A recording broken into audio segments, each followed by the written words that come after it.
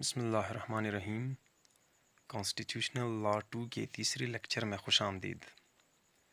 آج کا ہمارا ٹاپک ہے salient features of constitution of Pakistan 1973، یعنی آئین پاکستان 1973 کے نمایاں اور چیدہ خصوصیات۔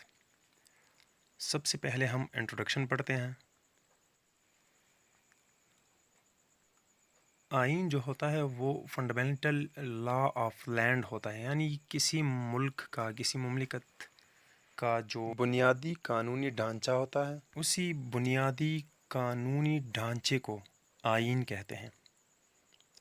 اس کا کام کیا ہوتا ہے؟ It represents ideology and democratic aspirations of people, یعنی وہاں پہ جو رہائش پذیر لوگ ہیں، اس ملک کے جو باشندے ہیں، ان کا نظریہ، ان کا جو آئیڈیا ہوتا ہے، ان کی جو آئیڈیالوجی ہوتی ہے، قانون اس کی نمائندگی کرتا ہے۔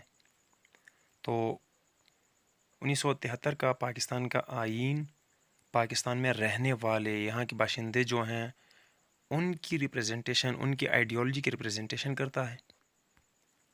اس کو 12 اپریل 1973 کو پیش کیا گیا اور 14 اگست 1973 کو اس سے سارے ملک میں نافذ کر دیا گیا۔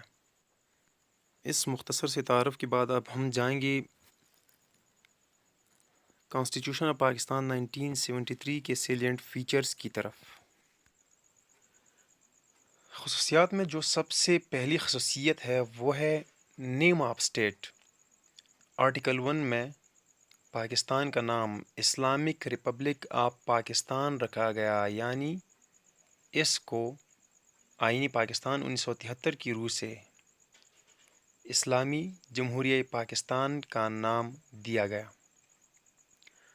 اس کے بعد جو ہے یہ خصوصیت نیم آف کانسٹیٹیوشن، یہ جو آئین بنا، اس آئین کے آرٹیکل 265 میں اس کا نام، اسی آئین کا نام رکھا گیا the constitution of Islamic Republic of Pakistan. اس کے بعد اس کی جو خصوصیت ہے وہ یہ ہے کہ یہ ریٹن فارم میں ہے، جس طرح کہ امریکن کانسٹیٹیوشن ہے وہ ریٹن فارم میں ہے، اسی طرح پاکستان کا کانسٹیٹیوشن ہے وہ بھی ریٹن فارم ہے۔ اس میں 280 آرٹیکلز، 12 پارٹس اور 6 شیڈیولز ہیں۔ اسی آئین میں بتایا گیا کہ پاکستان میں جو گورنمنٹ ہوگی وہ فیڈرل فارم کی ہوگی، وفاقی طرز حکومت یہاں پہ ہوگی۔ اس کے بعد انڈیپینڈنس آف جوڈیشری، یعنی جو جوڈیشل نظام ہے پاکستان میں وہ بالکل انڈیپینڈنٹ ہوگا، کسی قسم کا دباؤ اس پہ نہیں ہوگا۔ اس کے بعد اس آئین کی ایک خصوصیت یہ ہے کہ اس میں اردو کو ایز اے نیشنل لینگویج، یعنی قومی زبان ڈکلیئر کر دیا گیا۔ آرٹیکل 251 میں بتایا گیا ہے کہ پاکستان میں جو دفتری زبان ہے وہ تو انگریزی چلے گی کچھ عرصے تک، مگر جو قومی زبان ہے اردو کو قومی زبان کا درجہ دیا گیا۔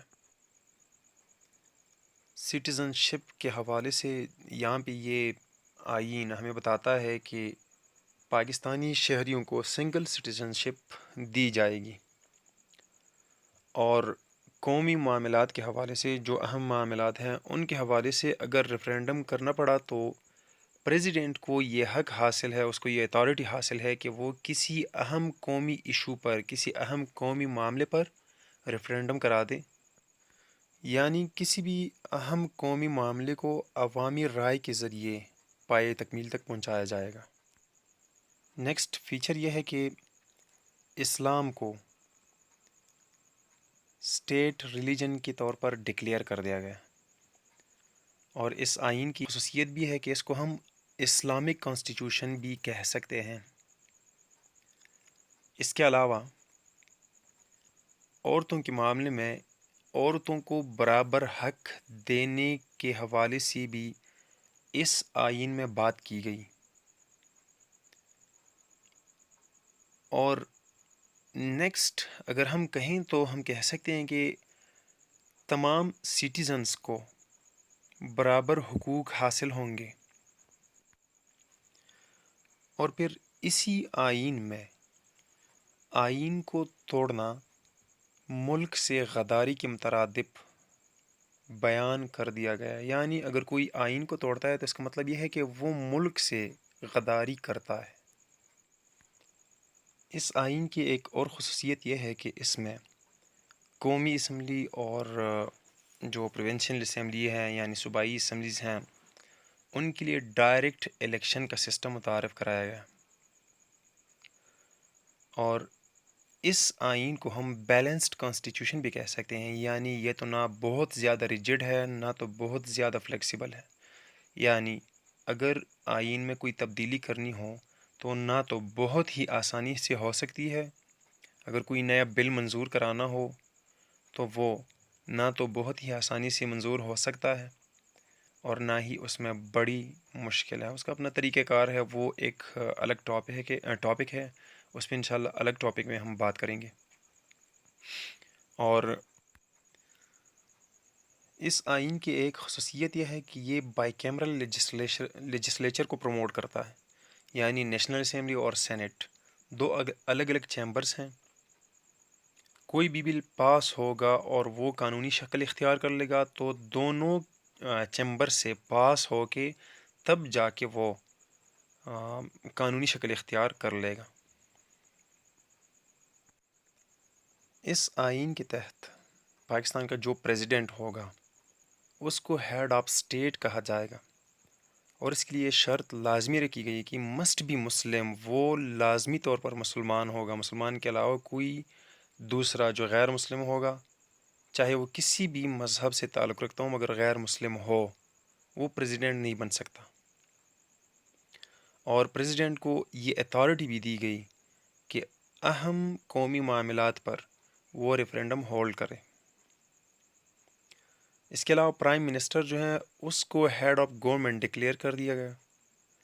دراصل پرائم منسٹر جو ہوتا ہے وہ actual motivator of all acts of president ہوتا ہے، یعنی پریزیڈنٹ جو کام کرتا ہے اگر پرائم منسٹر کی مرضی ہو، اگر پرائم منسٹر چاہے تو وہ پریزیڈنٹ کر لے گا ورنہ نہیں کرے گا۔ فائنلی ہم یہ کنکلوژن لے سکتے ہیں، ہم یہ نتیجہ لے سکتے ہیں کہ constitution is a document of social contract of a nation. کسی بھی قوم کے افراد کے درمیان جو سوشل کنٹریکٹ ہوتا ہے، جو سماجی کنٹریکٹ ہوتا ہے، سماجی جو رشتہ ہوتا ہے، بندھن ہوتا ہے، اس کو ڈاکیومنٹیشن کی صورت میں پیش کرنے کو ہم کانسٹیٹیوشن کہہ سکتے ہیں۔ It is in written form having 280 articles, 12 parts and 6 schedules۔ Pakistan کا جو قانون ہے آئین پاکستان 1973، اس میں 280 آرٹیکلز، 12 پارٹس اور 6 شیڈولز ہیں۔ It is a detailed document. It is an Islamic constitution. It clearly shows the authorities, duties, powers and limitation of all the individuals۔ 1973 کا آئین پاکستان جو ہے یہ ہر ایک فرد، چاہے وہ گورنمنٹ سرونٹ ہو یا پبلک جو ہے عوام ہو، اس کی اتھارٹیز، اس کی ڈیوٹیز، پاورز اور پاورز کی لمیٹیشن جو ہیں، جو حدود ہیں، سب کچھ یہ بالکل کلیئرلی ڈیفائن کرتا ہے۔ امید ہے آپ کو یہ ویڈیو پسند آ گئی ہوگی، تو پلیز اس ویڈیو کو لائک کیجئے، چینل کو سبسکرائب کیجئے، شیئر کیجئے، اپنا خیال رکھیے گا۔ اللہ حافظ۔